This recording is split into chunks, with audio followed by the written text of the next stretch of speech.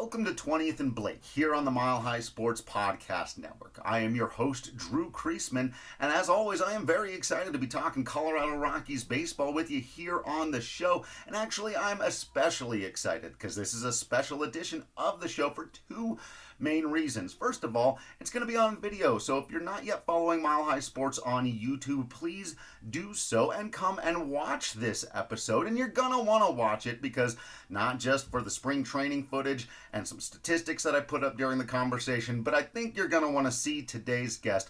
Mark Knudson and I were able to sit down for a good 35 minutes with Clint Hurdle. And so you're going to want to hear all of that. I'm going to tell you that we talked about some of the prospects at spring training right now, actually most of the prospects at spring training right now.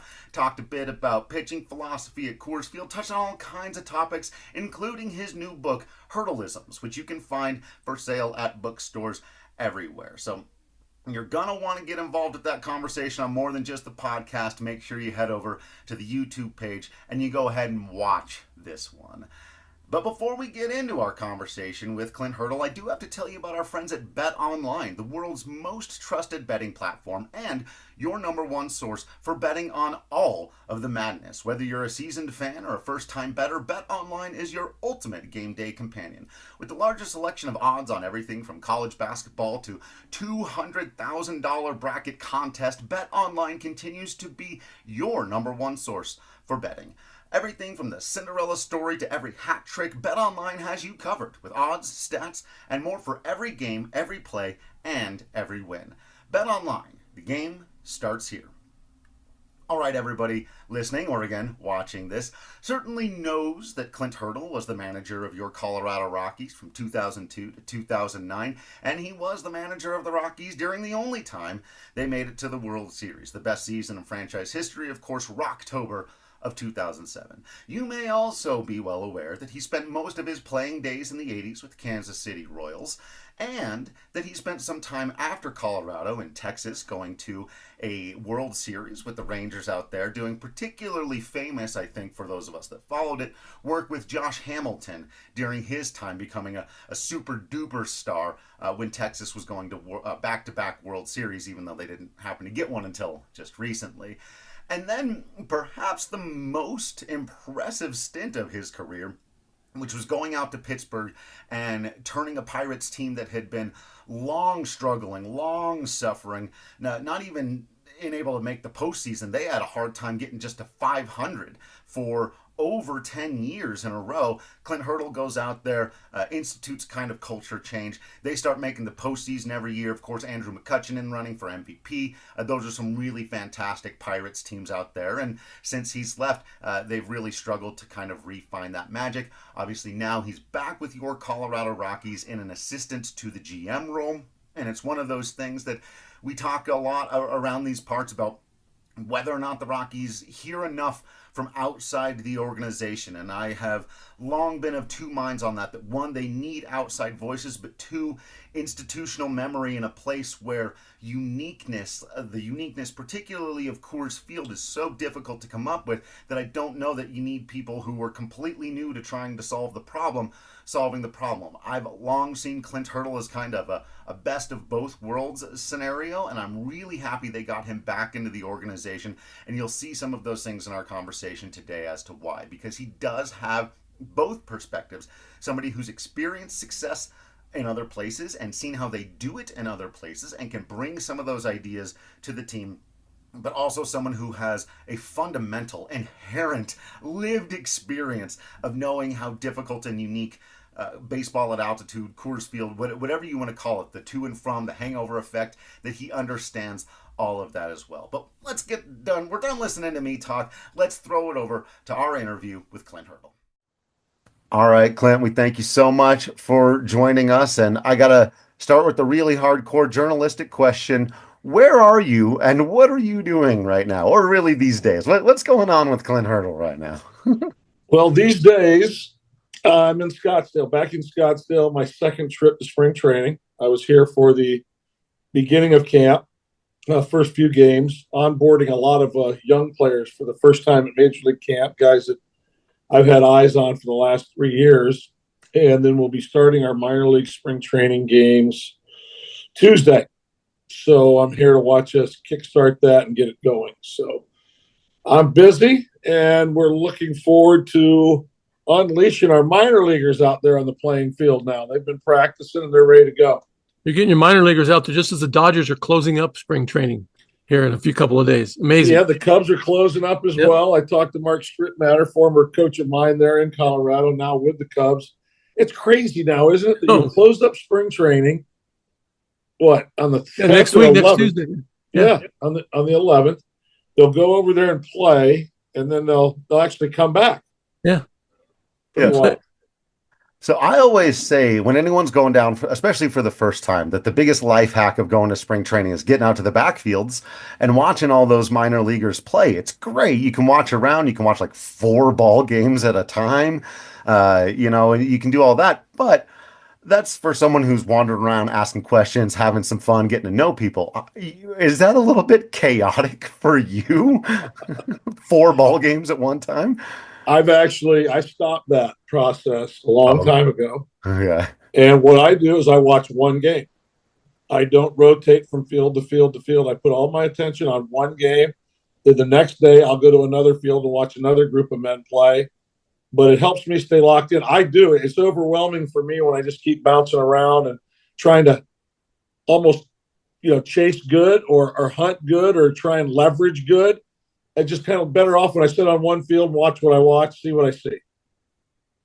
Who's jumping out at you already? And you just been watching them practice with our major league camp? No, minor league guys. Minor league camp? Yeah. Well, there's some kids I'm looking forward to see play. I mean, some of the kids are just coming down from the big league camp now. Yeah. But we've got a young Latin outfielder, Robert Claus, who's a good-looking player. He checks all the boxes, from that scouting eye. Yep. But I got to watch him play last year. He won the Triple Crown down here last year, so it's not like I'm throwing, I'm sticking my neck out. I'm taking a chance on this guy. We've got 2 young Andy Lopez. We're watching play, a young shortstop, second baseman, third baseman, played in Fresno and Spokane last year. We've got a Cuban shortstop again. We've got a lot of shortstops, and we got another one coming. Yeah. A switch hitting guy from Puerto Rico. We've still got good outfielders, that are strong and young and can run. The young pitching, though, is probably the thing that continues to grab my eye. We've done a diligent job. The first 2 years I was here, we drafted a number of pitchers, and sometimes, if you throw a big enough net, you're going to catch some fish. We've got some good guys in play. Jackson Cox is coming back. Gabe Hughes is already back at big league camp from their arm setbacks.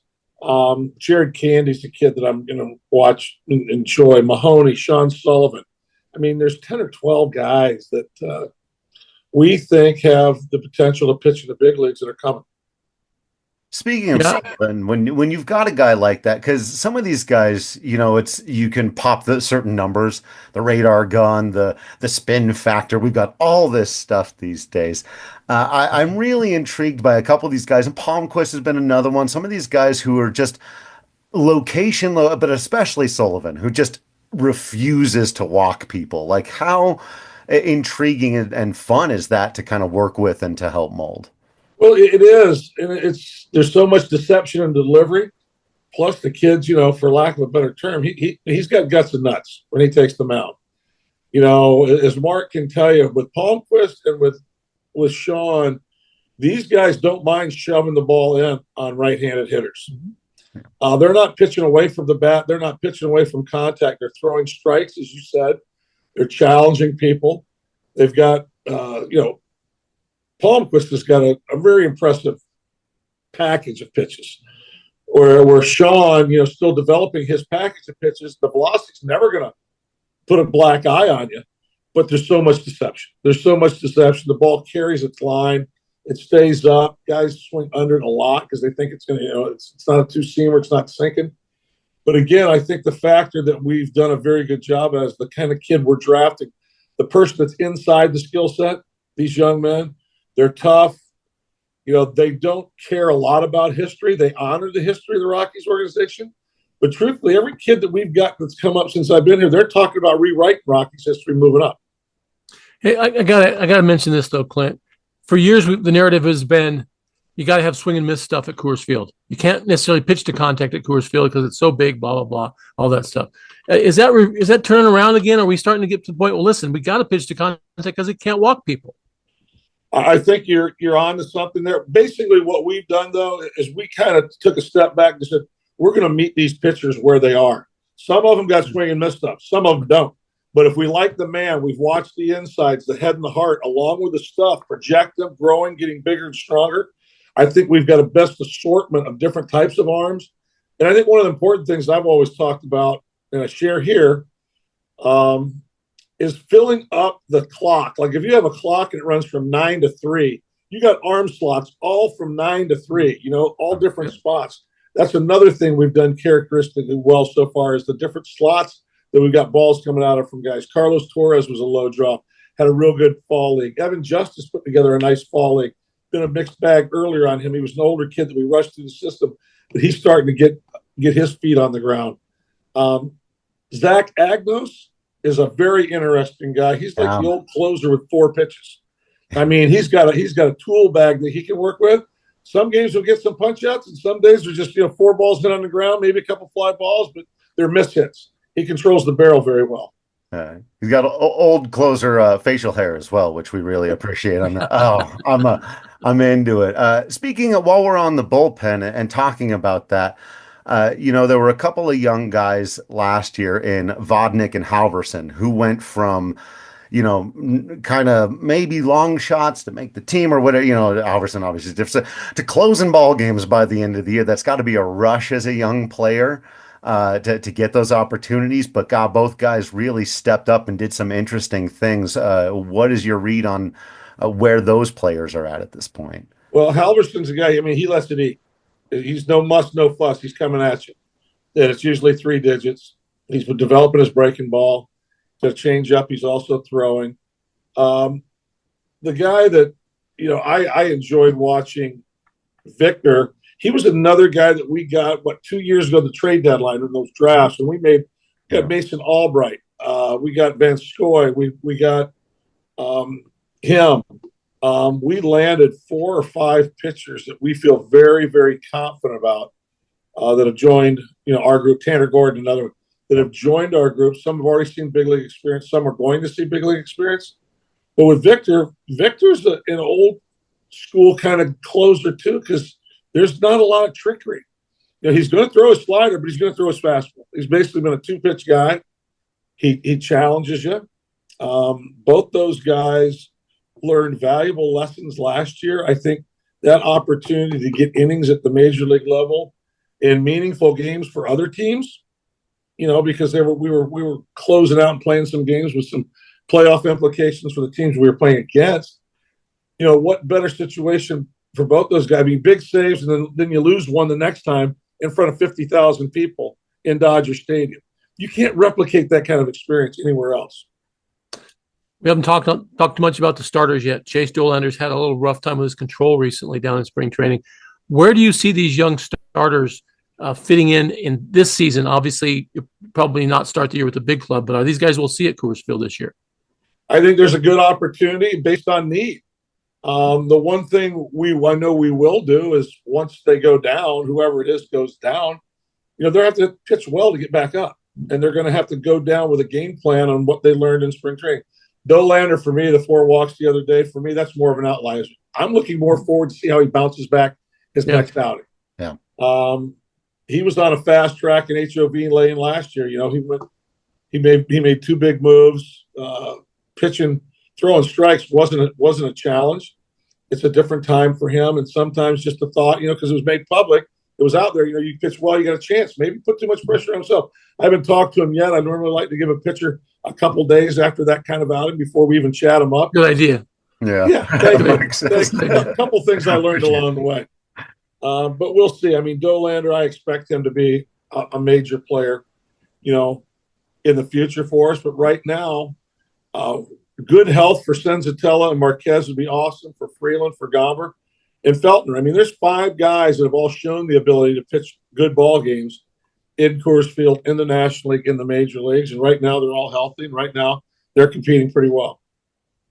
Yeah, I think the one guy in this from the minor league standpoint that really strikes me as a wild X factor, and I haven't been able to see him much because he hasn't been out there much, is Brody Brett, right? That pick was something where I think you look at that guy and you go, man, a lot of rawness there, but some tools, and that could be somebody where some of the, you don't know how he profiles. I feel like you've probably got a better idea than I do at this point. But what are you seeing there? Well, I'm a big fan of Brody because he's a Lion fan. We go back. He's been a Lion fan all his life. My life's been a little bit longer, so I've had a little bit more history. Most Lions fans have been living a long time, right? That's right. I was going to say, he's coming around at the right time. He's coming around. There's no doubt about that. Dolander, when we signed him, he took that summer off. He had thrown innings. Brody didn't pitch last year, competitive ball, worked out over the winter. It was like, getting him out there now. We just got to hope he can maintain some consistency, some composure, not try and get it all done in a day. But he's got electric stuff. He's fun to watch. Again, he's got that compete tool that we see in a lot of our young pitchers. They're focused. They're looking to dominate. They're not just looking to get by. Let's shift gears a little bit, start talking about the offense, because the one thing I want to talk to you as a former hitting coach, 10 strikeouts per game last year at the big league level, that's got to eat at you a lot, because it eats at all of us. But as a hitting coach, I know you're not preaching swing up and who cares if you strike out. I know you're not teaching that. No, and Hensley isn't either. And unfortunately, whether it's a combination of things that put 10 strikeouts on the board every night. And sometimes it's just guys saying, I don't want to strike out, and losing their aggressive nature. Yeah. Because the mind can't comprehend don't. All of the comprehends is strike out. But for 3 innings, to watch the other team play catch for 3 innings, it takes 3 offensive innings off the board when you punch out 9-10 times a night. And nobody's happy about it. And I think we've talked, I know we had early sessions about what kind of offense we want to have, what kind of offense we want to create, what's the mindset, what's the mission statement, how these men are going to approach it. All of them are aware of the fact that walking back to the dugout isn't a positive reaction to your at bat. So they're all working on different ways to make better contact, to be more impactful with their contact, to do a better job in run scoring situations, just playing offensive fundamental baseball. That was probably the one that hurt the most. Mm-hmm. The runner on third with less than 2 outs. There's a league average, and there was our average, and we were not even close to being, what we need to be competitive. Because there's a thought out there. Well, don't get the 2 strikes. Every big leaguer's almost half his at bats come with 2 strikes. You get the 2 strikes, but it's how you get there more often than not. And then what you can do when you get the 2 strikes. Some people, I still am a firm believer, some guys need to make a physical change. There needs to be a little widening of the stance. There needs to be up on the knob a little bit. Choke up a little bit. You sound like the guy in the background here over his shoulder, Dante Bichette. That was Dante's approach. There's no doubt. You saw it. You saw how many times. Sometimes you just flick the bat at it and dump something into right field. Mm-hmm. But with our minor leaguers, I keep telling them, I go, guys, we're not shooting threes. All right, with our at bats, we're not shooting threes. There's no such thing. We've got to maximize our at bats. The better at bats we have, the better at bats our teams. I mean, just it's simple, but it's not easy. But I do think at the end of the day, it's a mindset. Yeah. It's guts and nuts. It's getting in there and getting after it. And just being competitive and having I'm not going to walk back this time. I'm going to find a way to put that ball in play, because when you put it in play, there's no telling what can happen. Especially at Coors Field. Yep. Yes, sir.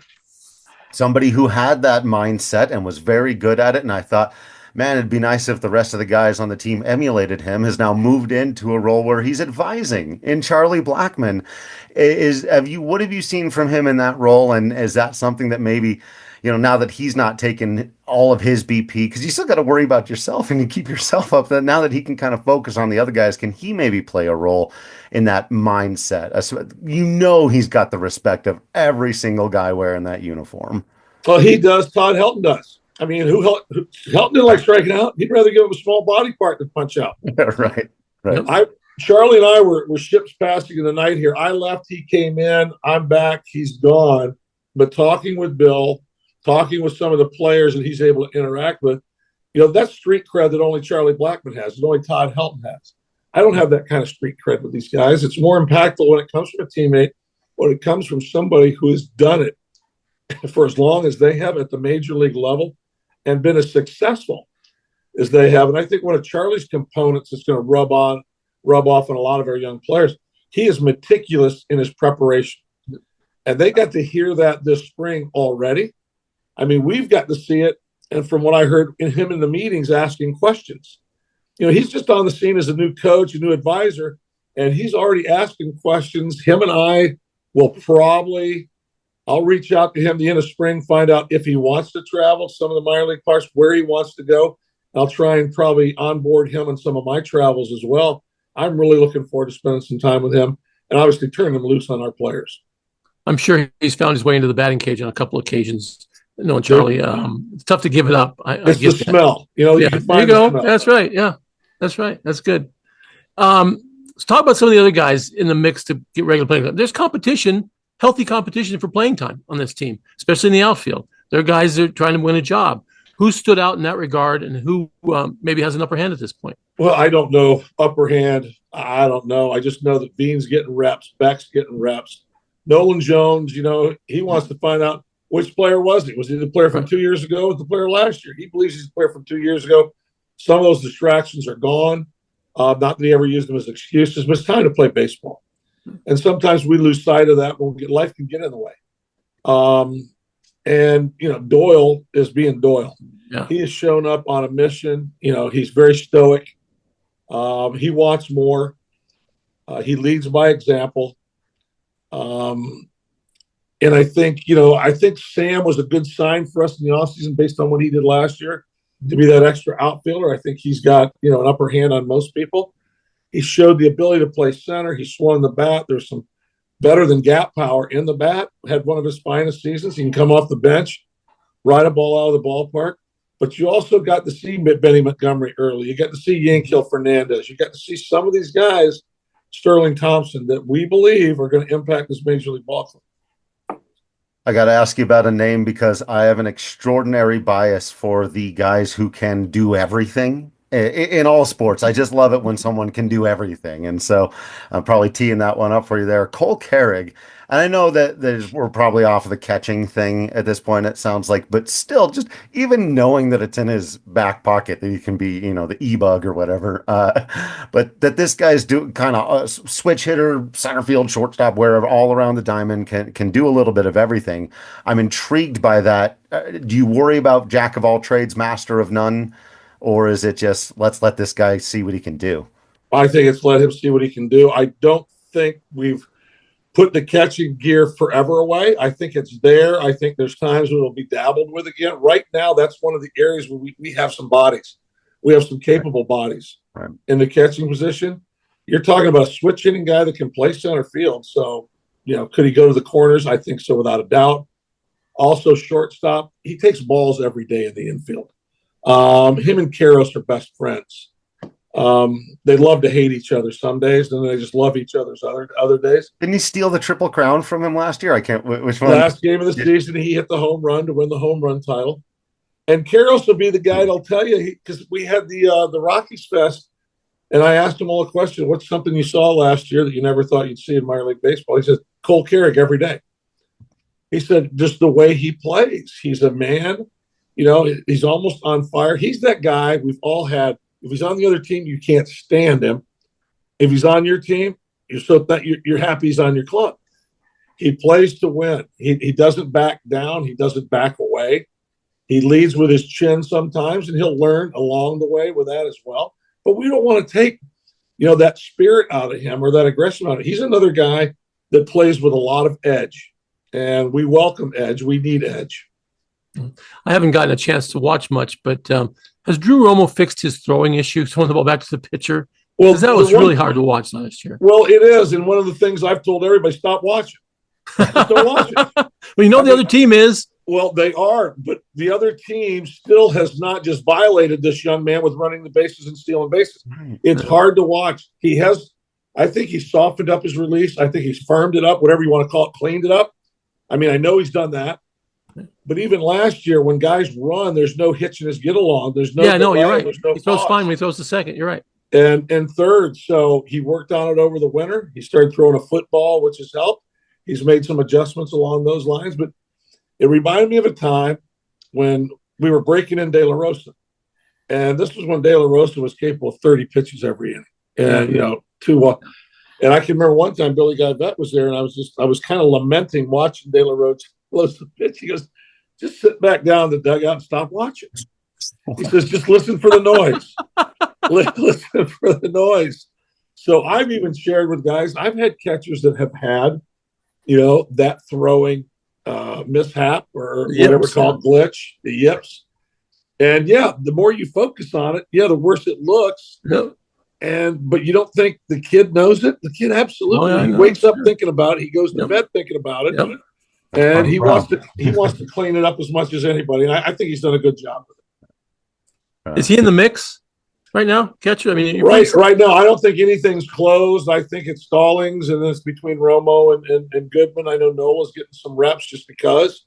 Yeah. But I'm kind of hoping that one of those two young guys gets to work with Jacob, and Jacob can pour into them a little bit and grow them.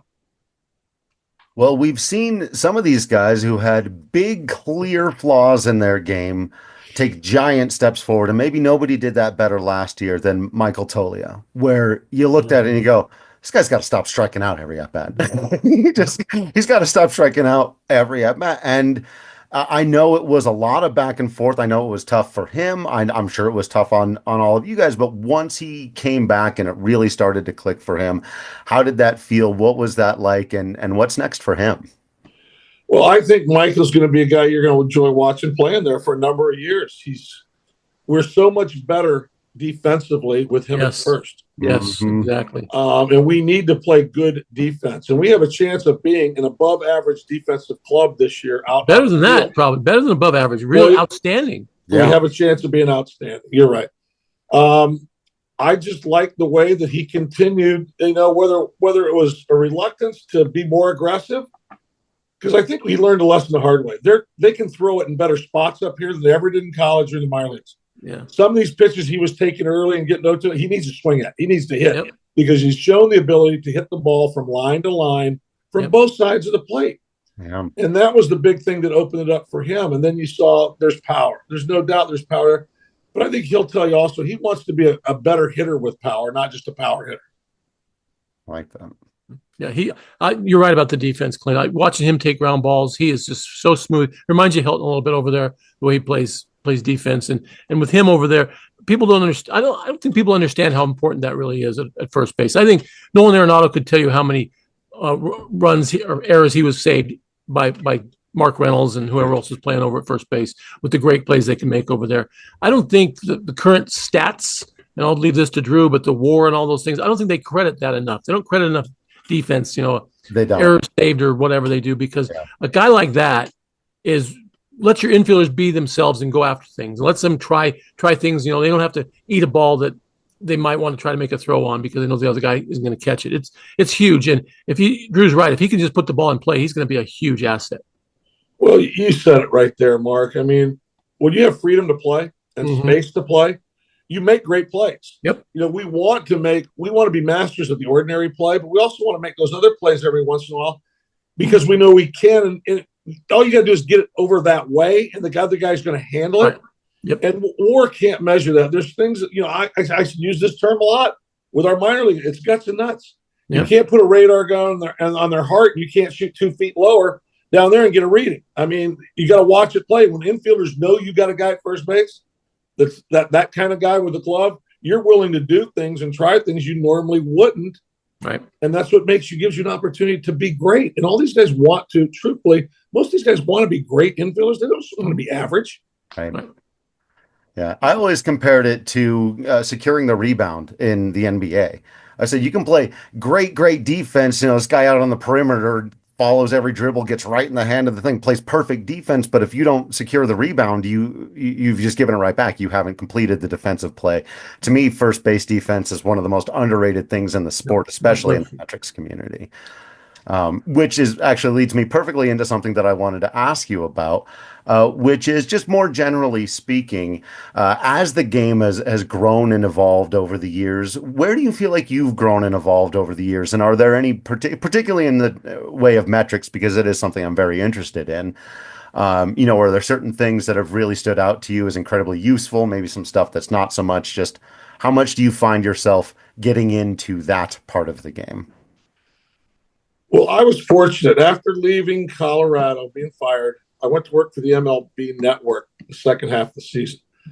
That's when I first got dipped into metrics because they got a couple gurus there, that are always talking about them that you see on TV all the time, that were ahead of their time. And then in Texas, we were also somewhat advanced in moving the needle towards analytics and some different numbers to pay attention to. But when I got to Pittsburgh, it was a whole new deal. Neil Huntington, Dan Fox, they had put together a program there that, truthfully, some of it was overwhelming to me. And I kind of moved into it slowly. And the third year, we got to a point where we had two really good starts and then two hard finishes. And we had to find a way to win at the margins more often without throwing money at things because we didn't have that kind of payroll. And we just laid out all the metrics, all the bullpen leverage, lineup leverage, run prevention, catcher metrics, the steal and the strikes, all the different numbers, the WAR numbers that go with it, pitchers ERA, expected ERA, ballpark ERA. Some of it was good, and some of it, for me still to this day, I really don't need that. I don't need that.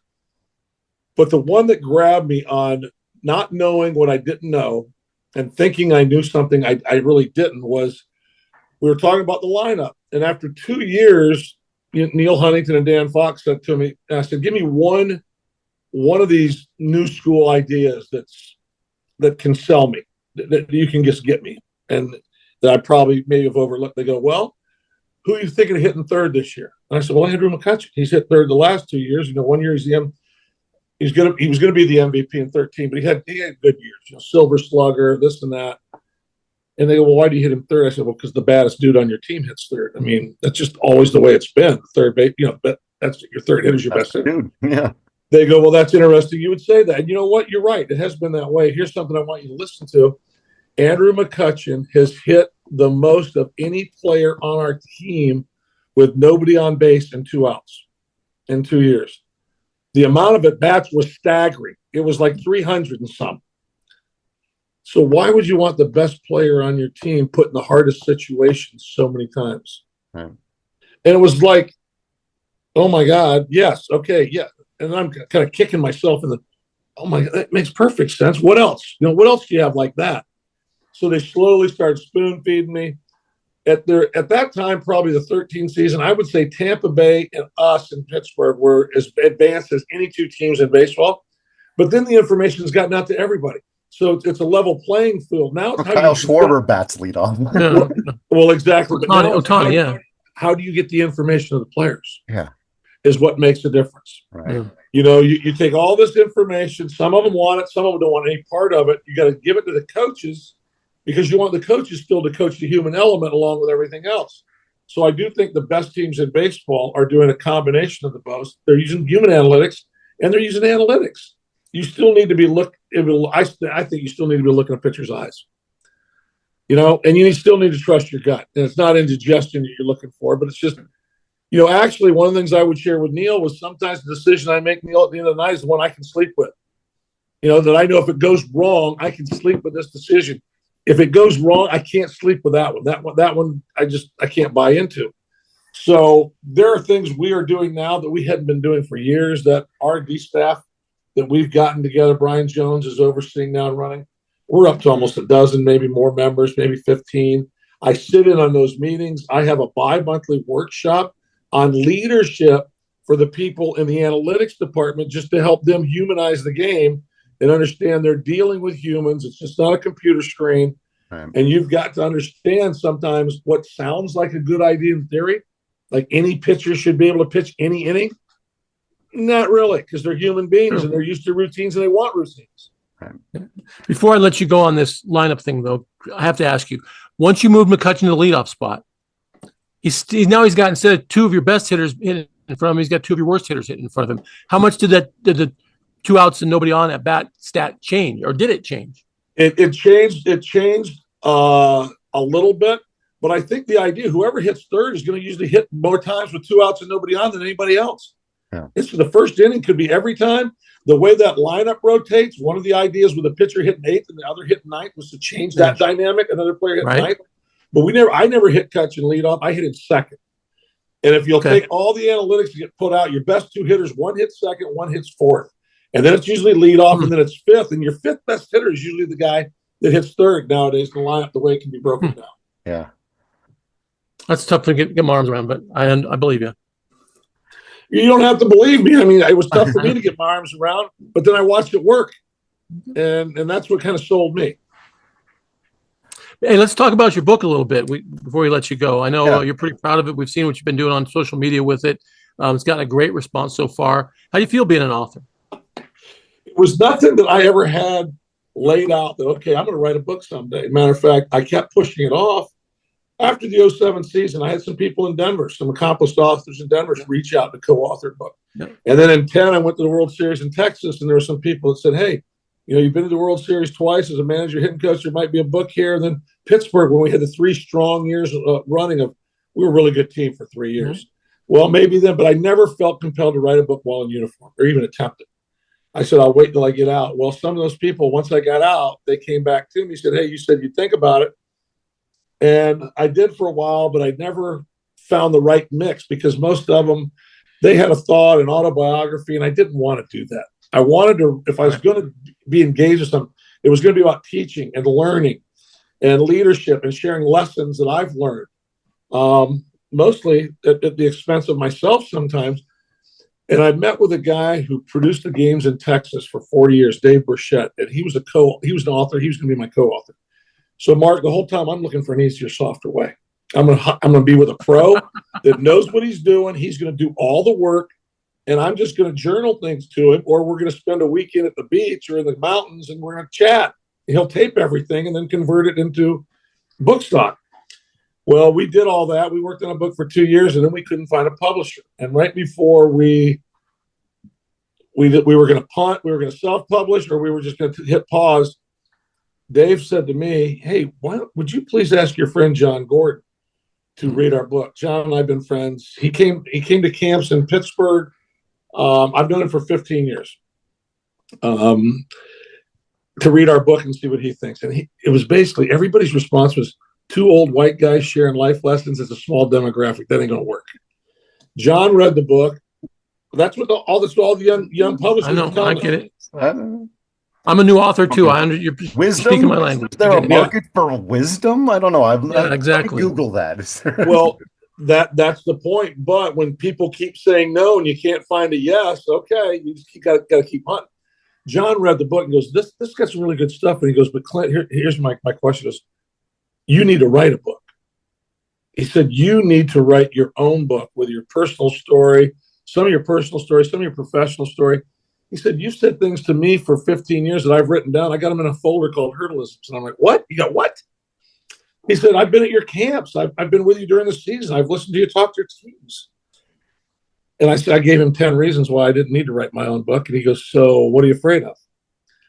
Well, then we got into it a little bit because my fist came up, and I gave him 10 more reasons why I wasn't afraid. And at the end of that, he goes, so really, what are you afraid of? And truthfully, I can share with you in transparency, it was, oh my gosh, I've never done this. I've got no foundation for this. I'd hate to fail at this. I definitely don't want to write a crappy book. But these things were holding me back. And finally, John just kind of dared me, said, you need to go for this. And I did. I wrote every word in that book over a 9-month period. Oh, that's awesome. We are running out of time here, but I want to ask you more about it next. We got to have you back on sometime, go through some of the Hurdle-isms. And I restrained myself from not asking a single question about the 2007 season. So I think next time we'll come back and do it again. Yeah. Really appreciate you, Clint. Thank you for taking the time. You guys are welcome. I'm glad we did this. Enjoy Scottsdale. Enjoy the nice I will. Take care, Mark. All right, Clint. Thank you. You bet. Bye-bye. Once again, I can't thank Clint enough for coming on the show, for talking to us, to being candid and open about his thoughts and feelings, especially even honestly, just as a human being, with him talking about being afraid of failure at this stage in his career, in a different realm, in being an author. But I really find it refreshing and inspiring when I hear other people talk about that, because after 12 years of covering baseball, sometimes I feel like I shouldn't be afraid to do certain things that I still am, and it's you hear that and you go, oh yeah, it's just a natural human being thing to be able to do. The trick is you don't let it get in your way. And so you can find Hurdle-isms anywhere you're buying your books out there. Get online, Google it, find yourself some Hurdle-isms, and like I said, hopefully in the future we can have him back on, dive a little deeper into the book. That's my only regret about that interview that we had there, is I wanted to ask him about a couple of the Hurdle-isms specifically. And as I said, I mean, it'd be fun to talk 2007. It's not particularly relevant to anything right now, but it would be fun. And so hopefully, we'll have him back on maybe sometime during the season, though he's going to get real busy, so we may have to do that in the off season. But whatever time he's willing to give us, we are of course very appreciative of. So thanks again to Clint Hurdle. Thanks to my friend Mark Knudson for setting that up for us. And thanks to all of you for listening. And again, hopefully watching this one on YouTube. Make sure that you are following Mile High Sports on YouTube, on Instagram. You're going to milehighsports.com to check out all the written content as we ramp up and get ready for the 2025 season. Other than that, I can only ever ask that you continue to be absolutely awesome out there. You know that I will continue to be absolutely Drew Creasman in here. And until next time, I will see you at the ballpark.